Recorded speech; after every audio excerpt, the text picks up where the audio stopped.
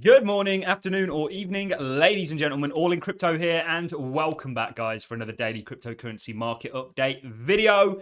As always, we have a lot to get into, and if you're new around here, every single day at 1 p.m., we release a daily crypto market update where we don't just look at the cryptocurrency market and the things happening intrinsically, but we look further afield and try and look at the cryptocurrency market relative to the sort of financial landscape, if you will, or the macroeconomic environment, and of course, see what other markets are doing. And you'll know that we've been very bullish this year, coming out at the start of the year as a bull after being a bear for 2022. And ultimately, we've been validated in most markets. I think the bears got pretty lucky with the SEC coming out and actually going after certain cryptocurrencies indirectly through lawsuits accusing them of being securities. This, of course, has put a lot of pressure on a lot of companies, even Celsius, for example, who's in the bankruptcy courts to actually now get rid of their altcoins within the US through fears of regulatory persecution. So we're going to be covering all that. We're going to start things off. It's always a good place to start things off with the charts. Bitcoin, the stock market, perhaps gold. We'll look at a number of things. And then we're going to move into the things that are happening within the crypto space. Like, of course, we'll touch on the BlackRock ETF. BlackRock, I think, have a 500 plus to 1 hit rate of getting their ETFs approved. So it's very likely a Bitcoin ETF is going to get approved. In the future, you will see altcoin ETFs. However, we'll deal with that when we get there. We're seeing lots of people now catch up with this BlackRock news to what happens. And we've looked at 1994 with the S&P. And we've looked at 2004 with gold. What happens when an ETF actually becomes tradable? Lots of other things. We're going to be looking at Brad Garlinghouse's comments, looking at some Bitcoin metrics, funnily enough, and everything in between. So let's get into it, guys. Let's start off with the charts. Hopefully, you're all having a smash in. It's Saturday. This, of course, is Bitcoin. Now, we very much stated that Bitcoin is now in a bull market. 30K was foretold as resistance. You'll always have news accompanying it, regardless of what the charts have already predicted. It's very interesting how news comes timely out. And it's very interesting that BlackRock have came out right around Bitcoin touching the 25K level as expected as support. The real question is, do you hold this now? Ultimately, we think you will.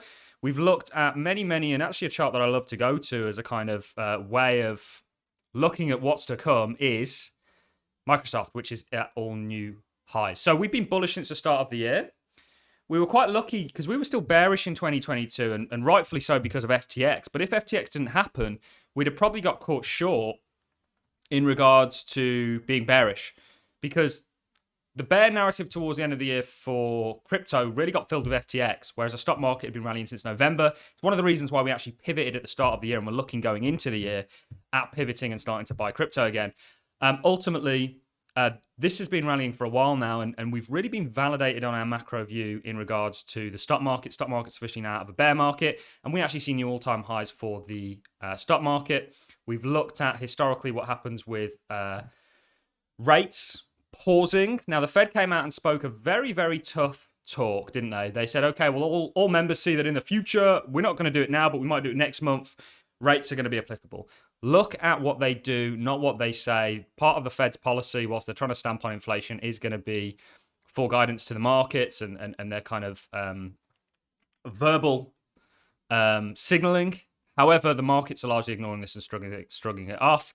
The equity market is a great barometer for that. And actually, the Fed, we don't think can tighten too much because of the pressures on the banking sector. We also have lower inflation and a weakening economy. So it's very, very interesting. But for all intensive purposes, we do believe Bitcoin is still out of this bear market. This looks very healthy. Just taking all the draws off, this just looks like an uptrend is now in place. If you look at the total, and we'll just fly through all this, guys.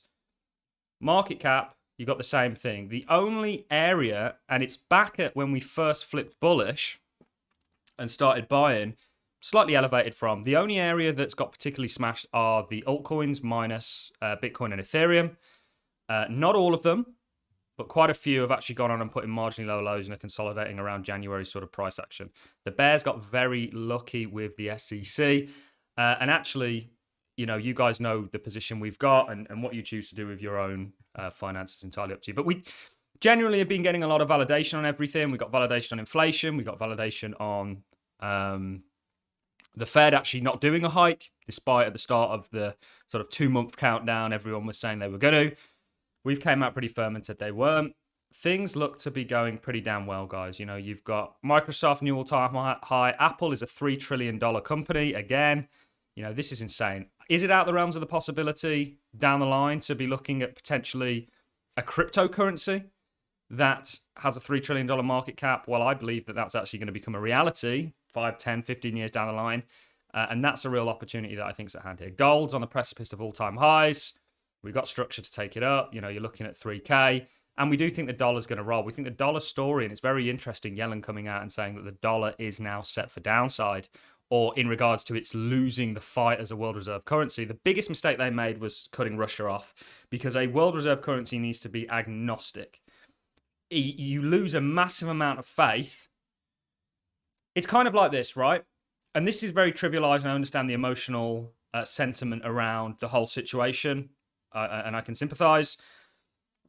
It's kind of like this, right? Let's say you have a bank account with a bank, and you do something that the bank doesn't the bank doesn't like, and they cut you off. You're not going to use that bank again, are you? You know, certainly if it's something you feel you're doing for the right reasons, and the bank just disagrees with you. So the dollar, we do think it's very interesting. This could be a Head and Shoulders or a Head and Shoulders-ish type structure that would take you back down to pretty much where the rally started for maybe some sort of a double bottom.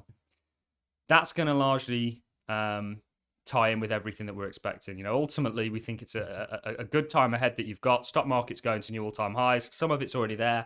Again, kind of similar to what's happening with Bitcoin. Your big caps are moving.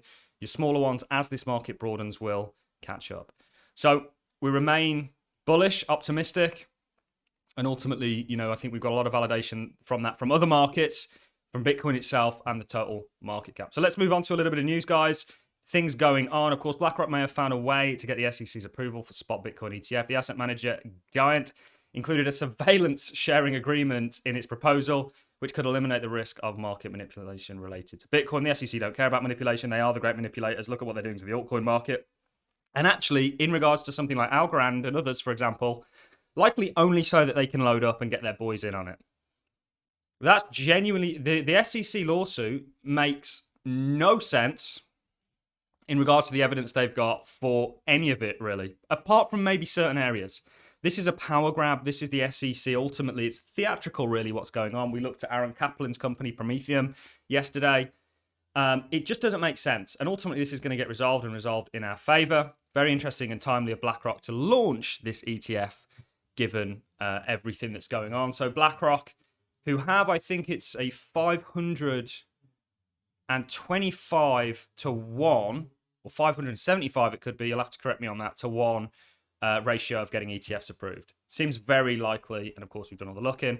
This is Bitcoin hash rate, a little bit of Bitcoin on chain, which is going to become relevant again at some point. It's not been very relevant in the bear market where we've had other steers, but when everyone's buying, the things tighten up and these become relevant. Perhaps not the hash rate, but you know, holder ratios, all that sort of stuff. So this is a new record for hash rate. Bitcoin, despite all this, has been doing pretty damn well as far as network security. SEC and Binance.us strike a temporary agreement on asset access. Purposed measures include restricting Binance's official access to private keys and disclosing business expenses. So this is going to get interesting. Binance.us recently hired a former SEC, I think, defense lawyer, or I can't remember exactly what he was from, but he's from the SEC previously, to help fight this. Coinbase seem like they are really going to fight this.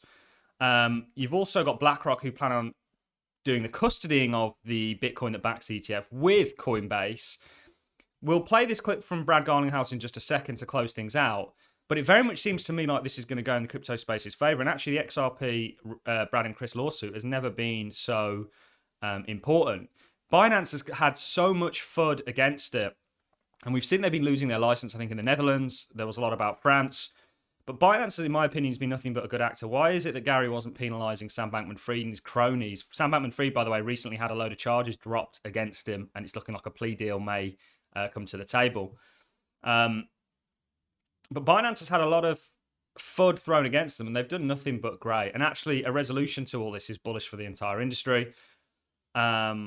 We'll look at a clip from Brad in just a second. This is interesting. The new narrative. We can't sue Ethereum because we need to protect investors. JP Morgan says Ethereum could be put into other category, which was Hinman's kind of own